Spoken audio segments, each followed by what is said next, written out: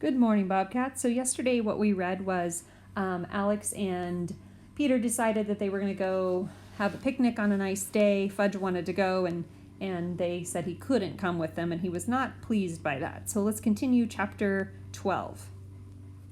Alex had to be home for his piano lesson at 3:30, and by then we'd seen enough of the crew rowing and more than enough of the bugs down by the lake.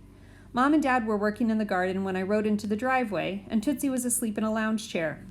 "Did you have a nice picnic?" Mom asked. "It was fun," I said. "A lot of ants, but fun." "Don't forget to rinse the thermos," Dad said. "I won't," I said. "Where's Fudge?" "I haven't seen him since you left," Dad said. "He's probably at Daniel's," Mom said. "He was very angry." I noticed. At 4, the phone rang. It was Daniel's mother. She asked me to tell Daniel it was time to go home. "He's not here," I said. "Then where is he?" she asked. "I don't know," I said. "Wait a minute." I put down the phone, went to the back door and called, "It's Mrs. Mannheim. She's looking for Daniel."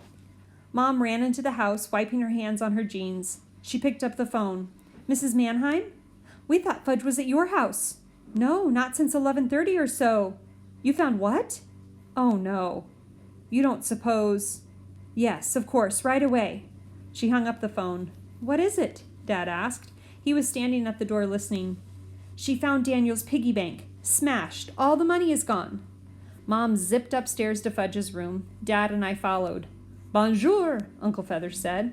"Where does he keep that bank Grandma gave him for his birthday?" Mom asked, ignoring Uncle Feather. "Here it is," I said, finding it on his shelf. "And it's empty." "Bonjour, stupid," Uncle Feather said. "Oh, shut up," I told him. "Shut up yourself. Yourself. Yourself." "How much do you think he had in there?" Mom asked.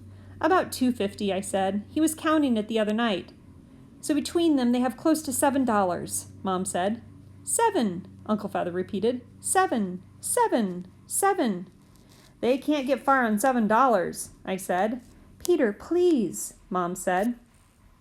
A few minutes later, Mrs. Mannheim pulled up in a red sports car.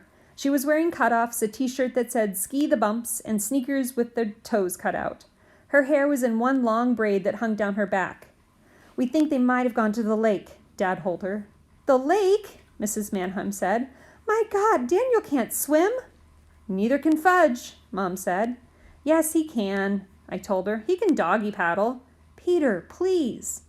"Anyway, why would they go swimming in the lake?" I said. "It's too gloopy for swimming." "Peter, please," Dad said. "Please what?" I finally asked. "Please be quiet. We're thinking." "Let's not waste any more time," Mrs. Mannheim said. "The sooner we start looking for them, the sooner we might find them." "Warren," Mom said, "you go with Mrs. Mannheim. I'll stay here with Peter just in case they try to phone us."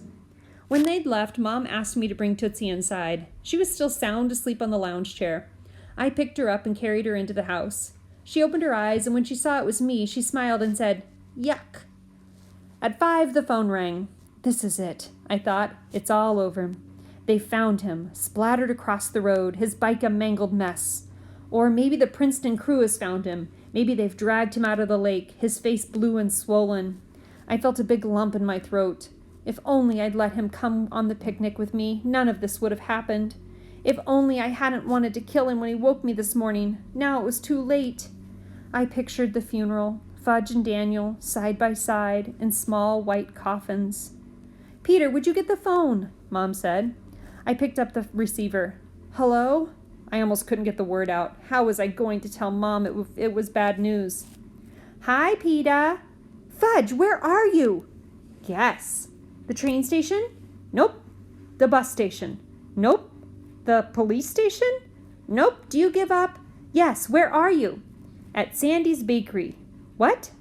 "Sandy's Bakery. Down by the highway?" "Yes." "You rode all the way to the highway." "It was easy."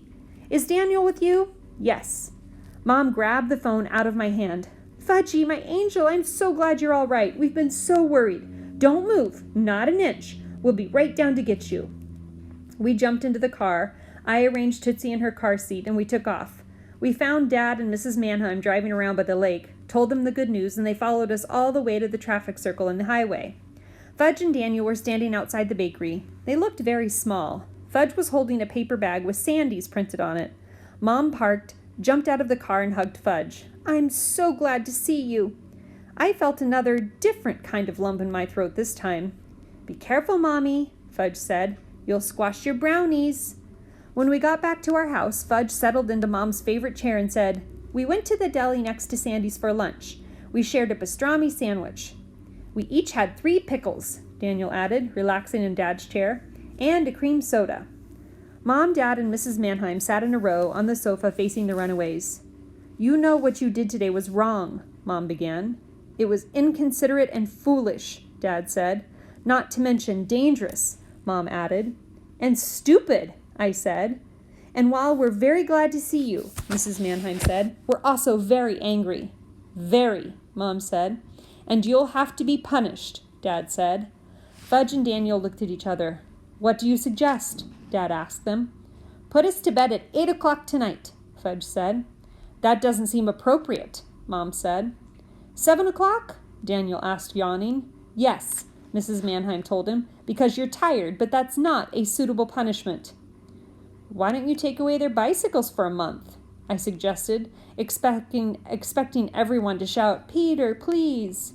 Suddenly, the room was very quiet. "No!" Fudge shouted.